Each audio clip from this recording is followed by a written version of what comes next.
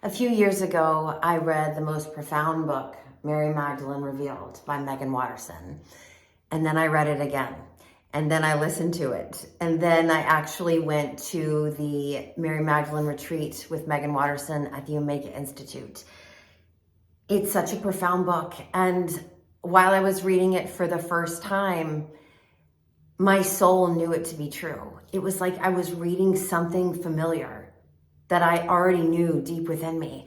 I was highlighting, I was underlining, I was writing, yes, yes, yes, in the margin, exclamation point, stars, all the things. And right now at my church, Spero Dei, beginning on April 6th, I am leading a book study on this book. It'll be an hour and a half. It's free. It's for all of us to just come together and discuss it and discuss what we find, because there is so much profound wisdom in this book. Megan Watterson is a Harvard theologian. She is a feminist. She is phenomenal. And she takes us verse by verse through Mary's gospel. And there were so many other books that were also left out of the Bible, not just the Gospel of Mary, the Acts of Paul and Thecla, the Thunder Perfect Mind, the Gospel of Philip, the Gospel of Thomas, all showing women in leadership, which in such a patriarchal time that we're not still fighting, was just completely unheard of. But it happened. It really happened. And these sacred texts were buried, a lot of them in clay pots or hidden in caves in Egypt. And these rebel monks found them and discovered them and set them free. This is from Mary Magdalene Revealed. The sacred texts found at Nag Hammadi, along with Mary's gospel, reveal a sophiology rather than a soteriology.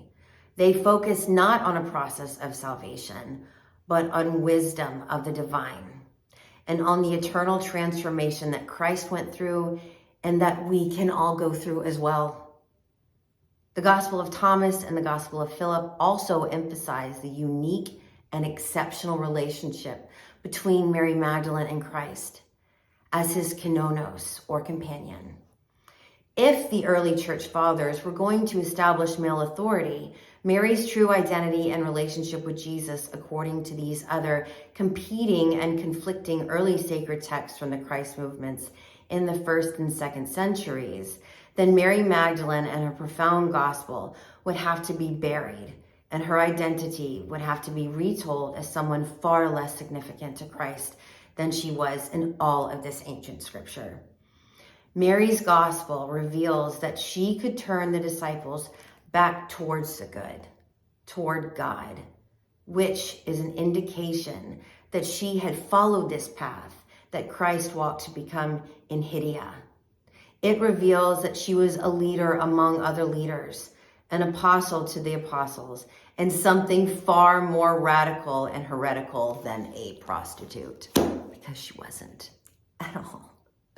So if you would like to join me, please sign up. I will post a link somewhere. I'm not technology advanced. I can't even say it.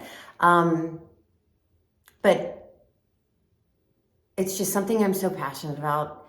And there's something in here for everybody, not just those who identify as female, for everybody, for all genders, whatever that is. And it's just going to be a chance to get together and discuss whatever is lit up in our heart, and just a chance to share this beautiful book and the Gospel of Mary with more people, because it needs to spread across this planet. All right, thank you.